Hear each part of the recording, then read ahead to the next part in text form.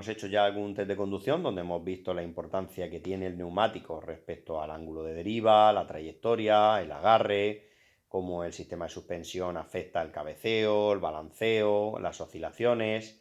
Hemos hecho una prueba de frenada de emergencia donde hemos calculado incluso la distancia de frenado, pero para hacer un diagnóstico necesitamos hacer una prueba del sistema de freno en una carretera seca y lo más nivelada posible, donde comprobaremos los frenos a diferentes velocidades, con presiones fuertes y ligeras sobre el pedal, sin que éste llegue a bloquearse y por lo tanto las ruedas entren en zona de deslizamiento, comprobaremos el rendimiento de nuestros frenos.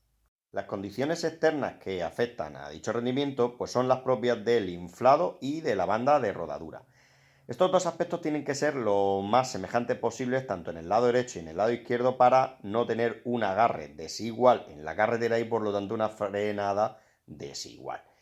La carga tiene que estar bien repartida porque un desequilibrio en dicha carga lo que va a provocar es que una rueda soporte más peso que otra y necesite mayor potencia de frenado y por lo tanto realice más esfuerzo. Y ya por último, una mala alineación de ruedas, especialmente en el ángulo de avance y de caída, va a provocar que los frenos tiren más hacia un lado que hacia otro. Tenemos que comprobar el nivel de líquido de frenos de nuestra botella. Un descenso leve del nivel es normal porque cuando se van desgastando lo que es las pastillas o las zapatas, pues el líquido de freno va descendiendo. Pero si tenemos un descenso bastante pronunciado de nuestro líquido de frenos, tenemos un problema y es que puede ser que tengamos una fuga interna o externa. Si es una fuga externa, tendremos que fijarnos en las canalizaciones para ver dónde tenemos la fuga, pero si es una fuga interna puede ser que nuestro freno maestro, cilindro maestro, se esté comunicando el circuito primario con el secundario. Para verificar que no tenemos una fuga en nuestro circuito de freno, tenemos que pisar el freno con nuestro vehículo a ralentín y con la palanca de cambios en punto neutro. Si manteniendo lo que es la presión constante, el pedal del freno sigue bajando, tenemos una fuga en el circuito. También debemos de comprobar que el pedal del freno devuelva su posición de forma rápida y sin ningún sonido extraño o metálico. Debemos de comprobar también la dureza del pedal, no debe estar ni esponjoso ni demasiado duro. El pedal tiene también al principio un pequeño juego, al igual que la distancia que hay entre el pedal y el fondo del vehículo. Tendremos que revisar también la unión del perno del eje del pedal y la instalación del pasador del cilindro maestro. Para comprobar el servofreno, con el motor parado se elimina el vacío o la presión en el servofreno.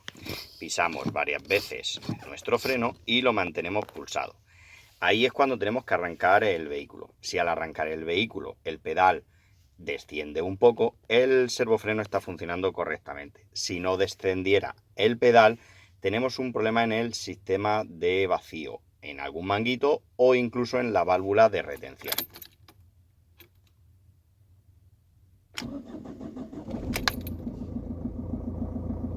Y el pedal cede, con lo cual el servofreno funciona perfectamente. En las tuberías hay que observar que no tengan ni golpes ni deformaciones, se deben de sustituir y no se pueden realizar en ellas ningún tipo de soldadura. En los latiguillos, al estar muy cerca del sistema de suspensión, por el roce pueden llegar a desgastarse y acabar deteriorándose por el propio movimiento de la suspensión.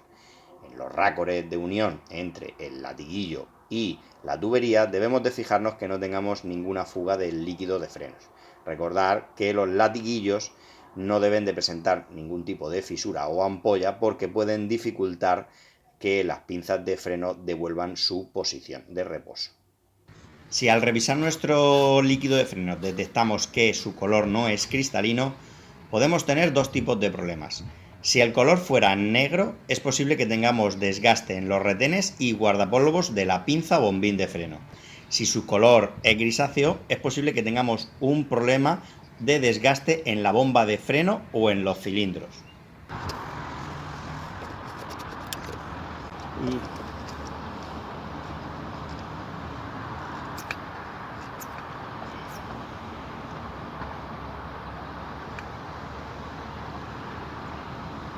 no se ve a simple vista, este está para cambiar.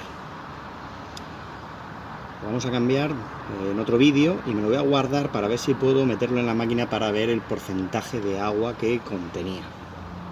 Y se nota perfectamente cómo el otro, con el paso del tiempo, ha ido perdiendo todas sus propiedades.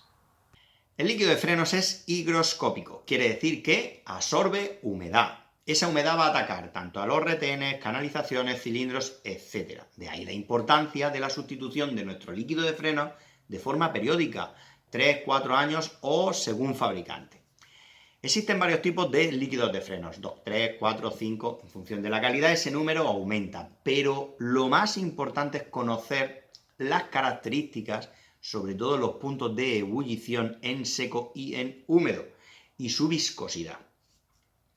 El punto de ebullición es la temperatura máxima que va a soportar nuestro líquido de frenos antes de pasar de estado líquido a gaseoso. De ahí la importancia en vídeos anteriores sobre la disipación del calor en frenos y en neumático para no transmitírsela al líquido de frenos.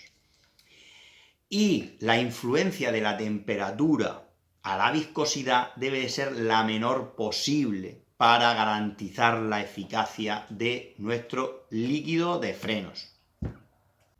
Por regla general, el freno de mano debe de detener o estacionar el vehículo en el tercer o cuarto diente del trinquete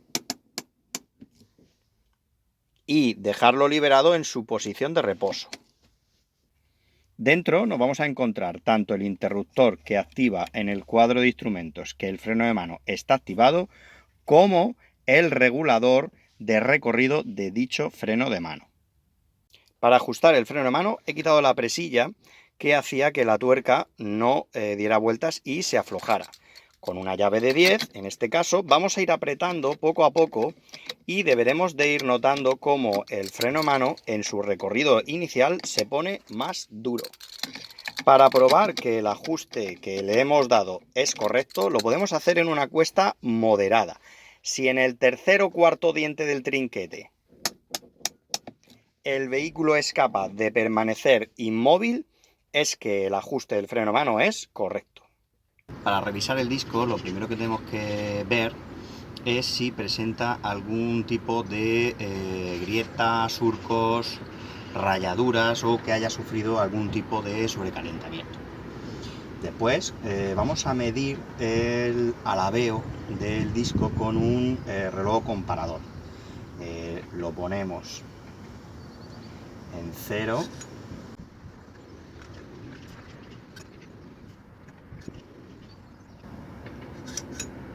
Bien. Y lo que vamos a hacer es ir girando 360 grados al disco para ver la diferencia en la medición. Con que cojamos como referencia 4 puntos es más que suficiente y anotaremos tanto la máxima como la mínima desviación.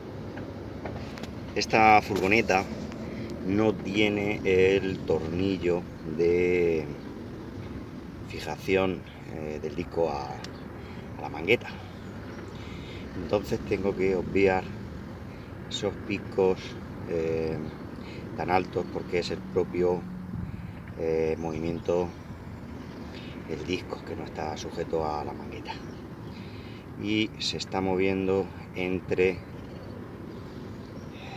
0,10 milímetros y 0,20, no llega. Después vamos a revisar las pastillas de freno. Como ya hicimos un vídeo sobre las pastillas, no me voy a extender mucho, simplemente para hacer la comprobación de su desgaste necesitamos medir varias partes para ver si se están desgastando de forma igual en todas partes, o sea que el desgaste es uniforme. Para ello vamos a introducir un destornillador entre la pastilla para separarlos un poco. Recuerda abrir el tapón del líquido de frenos porque al empujar el émbolo del pistón hacia adentro, el líquido de frenos tiene que volver hacia la botella.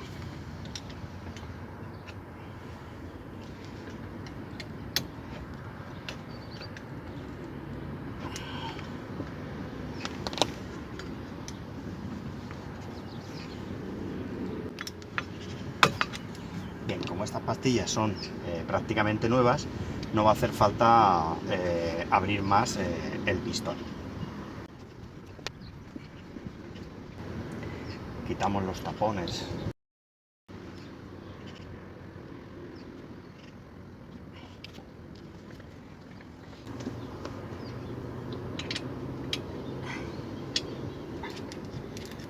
Con una llave de 7, por lo menos en este caso, vamos a aflojar la parte de atrás de la pinza.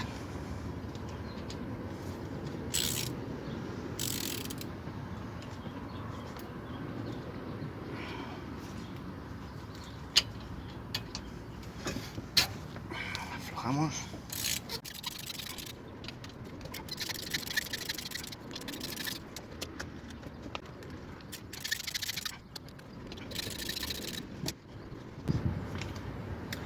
Vamos a sacar las presillas de la pinza.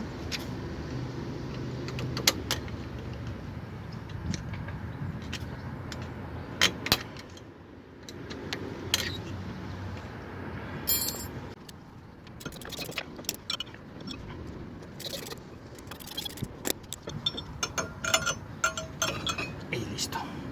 Bien. La pastilla del pistón se quita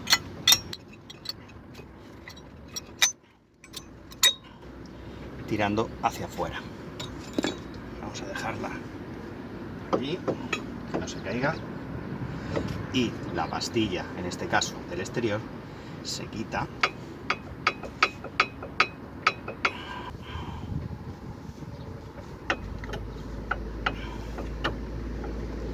bien, y la quitamos. Para medir si el desgaste ha sido uniforme, vamos a utilizar el calímetro. Lo que vamos a hacer es medir si realmente el espesor que ha ido gastando ha sido uniforme en toda la pastilla. Vamos a medirlo en algunos sitios para comprobar que nuestra medida es igual, que está desgastando de forma uniforme. Aunque midamos en 4 puntos, es más que suficiente. Y como veis, lo que decía yo en otros vídeos, ahí tiene el chaflán que le hice para ajustar mejor al disco. Vimos la otra. Y si nuestra medida es correcta, no hay mucha desviación, pues es que están desgastando las pastillas de forma equilibrada. Vamos a otra vez a poner las pastillas en su sitio como si hubiéramos colocado unas pastillas nuevas. Antes vamos a revisar la pinza. Si en la pinza nosotros detectamos que hay líquido de frenos o hay manchas de fugas en el pistón, hay kit de reparación donde se puede cambiar el retén, con lo cual pues sacaríamos el pistón, cambiaríamos el retén y listo. Pero si al sacar el pistón vemos que está arañado, aunque cambiemos el retén, pues vamos a seguir perdiendo líquido de frenos, entonces vamos a tener que cambiar la mordaza o la pinza completamente. También nos tenemos que fijar que en el purgador no tengamos tampoco ninguna fuga. Si fuera problema del purgador, podemos cambiar el purgador y listo. Pero si es por donde pierde, es en la rosca de la mordaza, deberíamos de hacer otra vez una nueva rosca en la mordaza y colocar un purgador de mayor diámetro.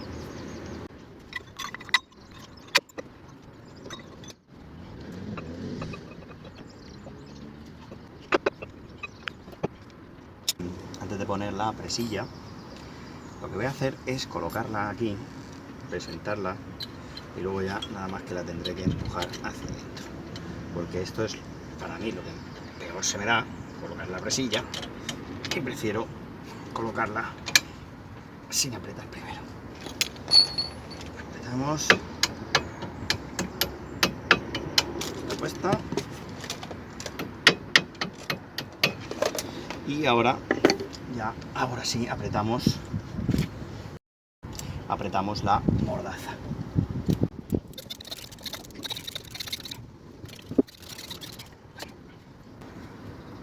apretamos el de abajo.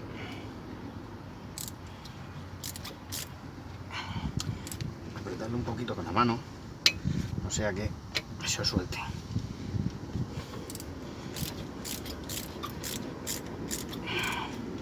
Vamos a darle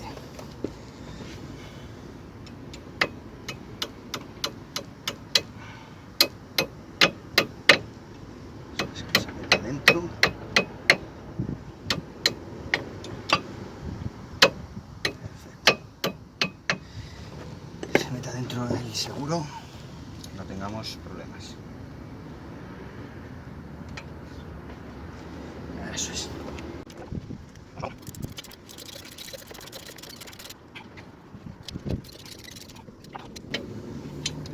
Pues una vez apretado, colocamos los tapones.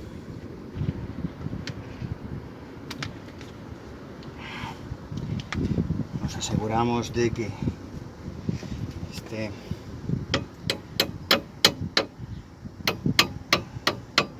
bien medido. Eso, que no se salga. Y como hemos estado manipulando y hemos estado tocando un poco los discos y demás, vamos a darle un poco de desengrasante para que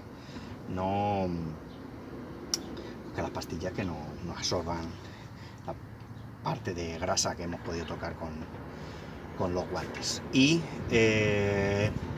cerramos el tapón del líquido de frenos y damos unos cuantos pisotones cuando arranquemos el vehículo, porque hemos abierto las pinzas, hemos empujado para quitar las pastillas, hemos empujado el pistón hacia adentro, con lo cual ahora tenemos que hacer algunas pulsaciones en el freno para que el pistón pues muerda bien en el disco, se quede totalmente ajustado y que la frenada pues sea correcta. También podemos comparar el espesor del disco midiendo en 4 puntos alrededor de la circunferencia donde apoya la zapata y viendo si el espesor disminuye. Si disminuye 0,01 milímetros aproximadamente, puede provocar pulsaciones en el pedal, y cuando nosotros frenemos tenemos la sensación de que nos devuelve el pedal la frenada.